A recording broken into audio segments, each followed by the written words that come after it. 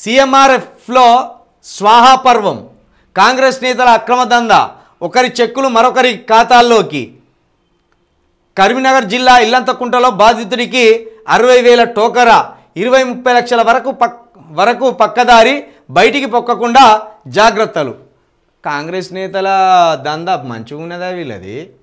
రాష్ట్రం ఏమైపోయినా మంచిదే, కానీ చెక్కుల విషయంలో కావచ్చు, ఈ విషయంలో కావచ్చు, ఎక్కడ కూడా వెనక్కి తగ్గుతలేరు. చేతికి మంచి పనే చెప్తాను.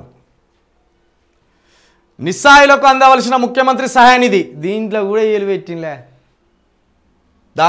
ఏలుపెట్టింది. చెక్కులను కొంతమంది కాంగ్రెస్ నాయకులు పక్కదారి పట్టిస్తున్నారా? ఓ ముఠాగా ఏర్పడి అసలైన బాధితులకు అందజేయవలసిన చెక్కులను అక్రమ మార్గంలో సొమ్ము చేసుకుంటున్నారా? ఒకరి చెక్కులను మరొకరి ఖాతాలో వేసుకొని ఆ డబ్బులను పంచుకుంటున్నారా అంటే అవుననే సమాధానమే వినిపిస్తున్నది. తాజాగా కరీంనగర్ జిల్లా మానకొండూరు నియోజకవర్గంలో ఇల్లంతకుంట మండలంలో వెలుగు చూసిన వ్యవహారం అందుకు నిలువెత్తు నిదర్శనం. ఇల్లంతకుంట మండలం కేంద్రానికి చెందిన కె రవి తన తండ్రిని ఓ ప్రైవేట్ దవాఖానలో గతంలో చికిత్స చేయించారు.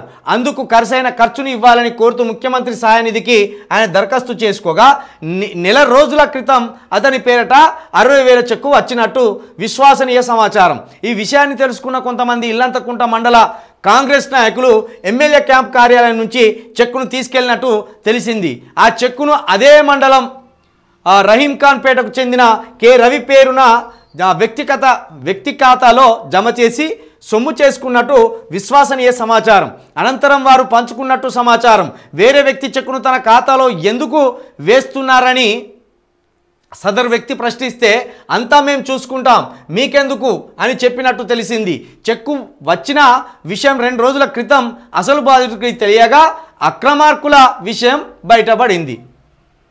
20-30 లక్షల వరకు స్వాహా చేసిందట. అంటే 30 మంది బాధితులు ఉన్నట్టే.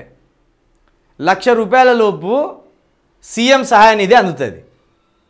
సీఎం సహాయ నిధి ఇట్లా 30 లక్షలు స్వాహా చేసిందంటే 30 మంది బాధితుల ఆ కష్టాన్ని కావచ్చు, వాళ్ళకు రావాల్సిన బెనిఫిట్స్ని కావచ్చు, ఇట్లా కాంగ్రెస్కి సంబంధించిన మండల స్థాయి నాయకులు దోచుకున్నారు.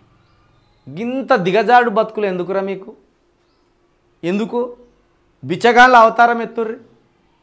ఆ జోలలు పట్టుకొని అక్క తినుర్రి రాష్ట్ర వ్యాప్తంగా, లేదా సెక్రటరియట్ భవన్ ముందర కూర్చోర్రి. మీ ముఖ్యమంత్రి గారే వచ్చిపోయేటప్పుడు చూడక ₹1 ఎత్తాడు.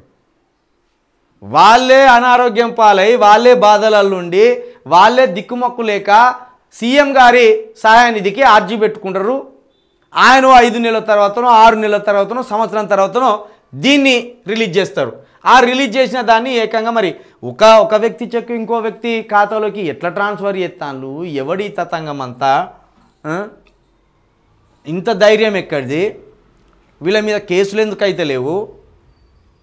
ఓ ముఠాగానే ఏర్పడి ఇంత దందా చేస్తా అంటే కూడా మరి ఎందుకు పట్టించుకుంటలేరు? ఇది సిరిసిల్ల కిందకు వస్తుంది, మానకొండూరు నియోజకవర్గం అట.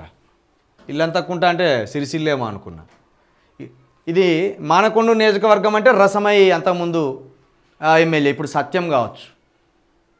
మరి రసమయ్య గారు ఇటువంటి బయటికి తీసి ఏమన్నా ఈ బాధితుల పక్షాన నిలబడండి.